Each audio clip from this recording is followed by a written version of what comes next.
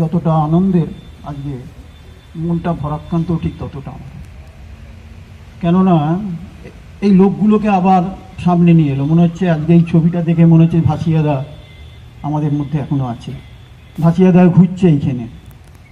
কি ছিল ভাসিয়াদা, শুধু নয় মানুষদা যে কথাটা বললো, ভাসিয়া, গন্ডিয়া, দ্বিজদা, রামাদা, শঙ্করদা, মানে এরা কি ছিল, যারা এদেরকে পেয়েছে তারাই জানে।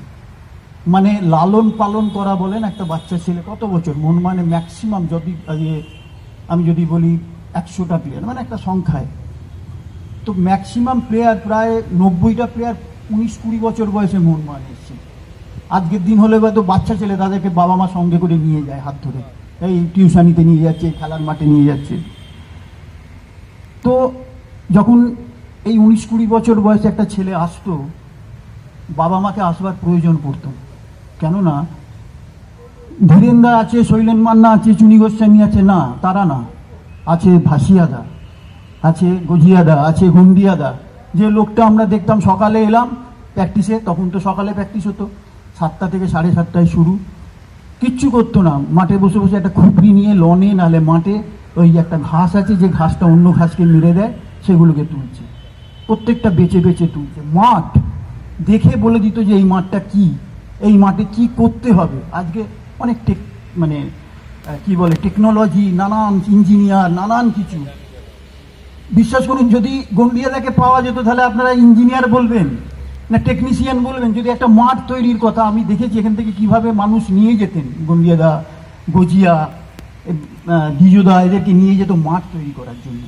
আর ভাসিয়াদা ছিল এদের সকলের ওপরে, ভাসিয়াদা ছিল যেন অভিভাবকের মতন। ধীরেন্দে, শৈলেন মান্না, চুনি গোস্বামীরা কখনো ভাবিনি যে মোহনবাগান টিমটা কতটা সুরক্ষিত আছে, কেননা এমন যারা ছিলেন তারা সুরক্ষার বলয় এটাকে আটকে রাখতো, বুকে করে আঁকড়ে রেখে দিত এই টেনটাকে, আর প্লেয়ারগুলোকে বুকে করে আঁকড়ে মানুষ করতো। যদি কোনো প্লেয়ার চলে যেত, সবচেয়ে আগে চোখে জল পড়তো এদের, যাদের মামুন বলছিল যে যারা রোদ্দুর, বৃষ্টি, ঝড় মাথায় নিয়ে কোনো দিনও কাজ বন্ধ দেয়নি। সকাল 6টা থেকে রাত্রি 8টা অবধি তারা অবিরাম কাজ করে গেছে।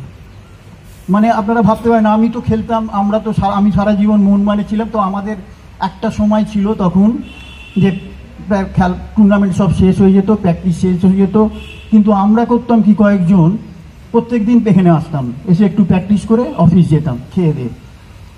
তো অদ্ভুত ব্যাপার, যখন ওই সময় খুব কম প্লেয়ার ছিল, খুব কম কয়েকজন আসতো, তো যখন আসতাম চান টান প্র্যাকটিস করে, চান টান করে যখন টেবিলে এই ক্যান্টিন থেকে খাবার আসতো, তো যে খাবারটা আসতো তারপরে ভাসিয়াদা তার নিজের হাতের রান্না ছিল অদ্ভুত, মানে এত সুন্দর, এত সুস্বাদু, মানে খুব বেশি তো পয়সার ব্যাপার ছিল না, খুব অল্প জিনিস ছিল, অল্প জিনিস দিয়ে তৈরি। সেই ডালটা, সেই মাছ ভাজাটা, বাবুঘাট থেকে মাছ কিনেছি, সেই মাছ ভাজাটা আলাদা আলাদাভাবে আমাদেরকে পরিবেশন করতো, আমাদের দিত, বাবু এইটা খাও, বাবু এইটা খাও। মানে আপনি ভাবতে পারবেন না, আপনারা ভাবতে পারবেন না যে একজন মানুষ, মানে অর্থ না থাকলে মন কোন জায়গায় থাকে, ভালোবাসা কোন জায়গায় থাকে, সেই জায়গাটার প্রতি কতটা সুবিচার করতে পারে, সেই ছেলেগুলোর প্রতি কতটা আন্তরিক হতে পারে, এই মানুষগুলোকে দেখলে বোঝা যেত। আজকের দিনে থাকলে আমি জানি না যে মানে এই মানুষগুলোকে মানে আমি মানে এত মিস করি, প্রতি মুহূর্তে মিস করি। যখনই কোনো প্রয়োজন হতো, কিছু হতো, বাড়িতে যেত, বাড়িতে গিয়ে বলতো, ধুতি পরতেন, ওপরে একটা খাঁকি ড্রেস ছিল, মোহনবাগান লোগো ছিল এখানে, মানে বাড়ি চলে যেতেন, প্রত্যেকের বাড়ি বাড়ি যেতেন, সবার এইটা ছিল মোহনবাগানের একটা বিরাট কালচার, যে এরা প্রত্যেকের বাড়ি বাড়ি যেত এবং বাড়ি বাড়ি গিয়ে প্রত্যেকের সাথে দেখা করতো এবং খবর নিত সেই প্লেয়ারদের, এবং অন্য সময় যদি শরীর খারাপ হতো তারা পৌঁছে যেত বাড়িতে। মানে অদ্ভুত একটা এরা অভিভাবকের মতো কাজ করে গেছে সারা জীবন। এবং 37 সাল থেকে প্রায় 92 সাল অবধি, দেবা যেটা বলছিল যে 92 সাল অবধি ভাসিয়াদা এই মোহনবাগান ক্লাবে কাজ করে গেছে, এবং প্রত্যেকেই ওরা কাজ করে গেছে, এই কজন ছিল। এই কালচারটা আজকে যেটা বারবার মনে হচ্ছে, এটা একটা বিরাট বার্তা। আমি দেবাশিস তো আছেই, বাবনের কথা বলেছে, সন্দীপন, যারা এই জিনিসটাকে করলাম আমরা আজ মোহনবাগানের তরফ থেকে, সারা গড়ের মাঠ না, সারা ভারতবর্ষে এই বার্তাটা যাবে যে এই মানুষগুলোর জন্য অন্তত মোহনবাগান ক্লাব এগিয়ে এসেছে।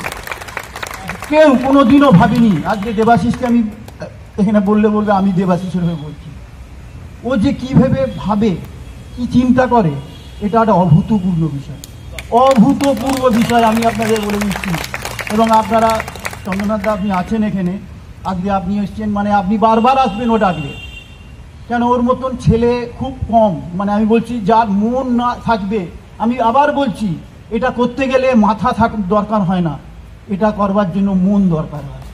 এই লোকগুলোর পাশে দাঁড়ানোর জন্য মন দরকার হয়, মাথা দিয়ে হয় না, আবেগ অনুভূতি দিয়ে হয়, আবেগ দিয়ে হয়।